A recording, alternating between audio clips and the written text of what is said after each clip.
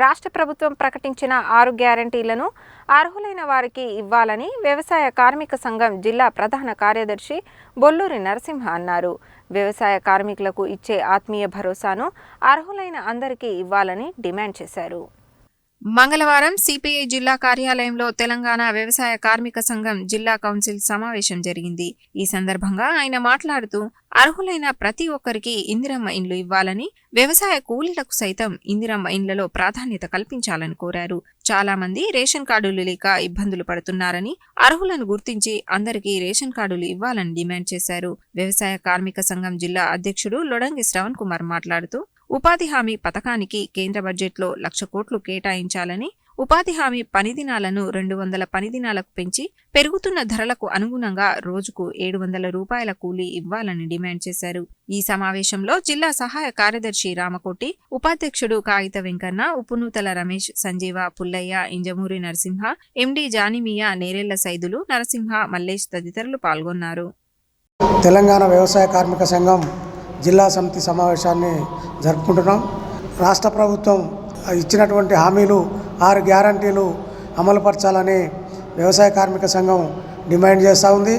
మరి job card ఉండి మరి హెక్టార్ భూమి ఉన్నా కూడా మరి ఆత్మీయ భరోసా ఇవ్వాలని జిల్లా వ్యవసాయ కార్మిక సంఘం మరి ప్రభుత్వాన్ని డిమాండ్ చేస్తూ ఉంది. ఇందిరమ్మ ఇండ్లలో అర్హులకు ఇవ్వాలని, అనర్హులకు కూడా ఇస్తూ ఉన్నారు. కానీ క్షేత్ర స్థాయిలో మరి పరిశీలన చేసి అర్హులైన వారికి రేషన్ కార్డులు కానీ, ఇందిరమ్మ ఇండ్లు కానీ, ఆత్మీయ భరోసా కానీ ఇవ్వాలని మన వ్యవసాయ కార్మిక సంఘం డిమాండ్ చేస్తూ ఉంది.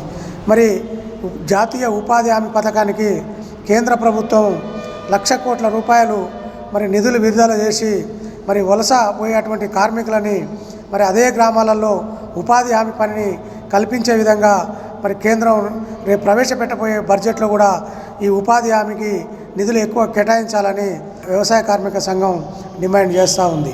మరి అదేవిధంగా పెండింగ్లో ఉన్నటువంటి బిల్లులను కూడా విడుదల చేయాలని వ్యవసాయ కార్మిక సంఘం డిమాండ్ చేస్తూ ఉంది. రాష్ట్ర ప్రభుత్వం ఏదైతే ఆర్భాటంగా పథకాలు ప్రవేశపెట్టాదో కానీ ఆచరణలో అమలులో పూర్తిగా వైఫల్యం చెందడం జరుగుతూ ఉంది. ఈరోజు గ్రామీణ ప్రాంతాల్లో ఉపాధి హామీ కూలీలకు ఇచ్చేటువంటి ఏదైతే భరోసా పథకం ఉందో, కూలీ భరోసా పథకం ఉందో, అది ఈరోజు 20 రోజులు పనిచేస్తే కూలీ భరోసా అమలు చేస్తామని చెప్పేటువంటి రేవంత్ రెడ్డి ప్రభుత్వం పూర్తిగా కూలీలను మోసం చేసే చర్యనే ఇది.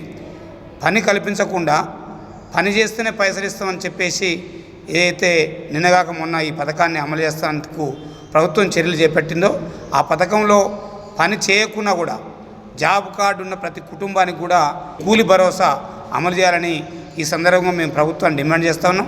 అదేవిధంగా 1 హెక్టార్ లోపు ఉన్నటువంటి రైతులకు, సన్నకారు రైతులు, పేద రైతులు, వారికి కూడా ఈ యొక్క పథకాన్ని అమలు చేయాలని, అదేవిధంగా పట్టణ ప్రాంతంలో ఈరోజు వ్యవసాయ కూలీలకు కూలీ పథకమే లేదు ఇంతవరకు. దాన్ని ప్రవేశపెట్టమని గత 5-6 సంవత్సరాల నుంచి ప్రభుత్వాన్ని కోరుతా ఉన్నాం. అయినా కూడా ఇప్పటి వరకు కూడా వారికి ఈ యొక్క ఉపాధి హామీ పని పట్టణాల్లో కేటాయించలేదు. వారికి ఈరోజు ఈ కూలి భరోసా అందకుండా పోయేటువంటి పరిస్థితి ఈ రాష్ట్రంలో నెలకొని ఉంది. కాబట్టి వెంటనే అన్ని పట్టణాలలో, మున్సిపాలిటీలలో, కార్పొరేషన్లో ఈ పథకాన్ని అమలు చేసి కూలి భరోసాని పేదవారికి అందరికీ కూడా అందించే విధంగా ఈ ప్రభుత్వం చర్యలు చేపట్టాలని, అదేవిధంగా ఎన్నికల ముందు తాను అధికారంలోకి రాగానే ఈ పేదలకు ఇచ్చేటువంటి ఏదైతే పెన్షన్లు ఉన్నాయో పెంచుతానని చెప్పేసి డబల్ చేస్తానని చెప్పడం జరిగింది. ఈరోజు సంవత్సరం గడిచిపోయింది, ఇంతవరకు పెన్షన్లు అనేవి పెంచకుండా కొత్త పెన్షన్లు కూడా ఇచ్చే పరిస్థితి లేదు. కాబట్టి వెంటనే ప్రభుత్వం ఈ యొక్క పెన్షన్లు కానీ, కూలీ భరోసా కానీ, వ్యవసాయ కూలీలకు సంక్షేమం కొరకు ఇచ్చేటువంటి ఇండ్లు కానీ, రేషన్ కార్డులు కానీ ఇవ్వాలని చెప్పేసి మేము డిమాండ్ చేస్తున్నాం. భూమి కోల్పోతున్నటువంటి ఏదైతే డిండి ప్రాజెక్టు కానీ, ఇటు బీవేలెవల ప్రాజెక్టు కానీ, అదేవిధంగా చింతపల్లి కానీ, గొట్టిముక్కల కానీ అన్ని ప్రాజెక్ట్స్ శివన్నగూడెం ప్రాజెక్టు కింద చిన్నకారు రైతులు భూమి కోల్పోతూ ఉన్నారు. వారికి సమగ్రమైనటువంటి నష్టపరిహారం ఇవ్వాలని, వారికి కూడా ఈ యొక్క కూలి పథకాన్ని అమలు చేసే విధంగా ఈ ప్రభుత్వం చర్యలు చేపట్టాలని డిమాండ్ చేస్తాం.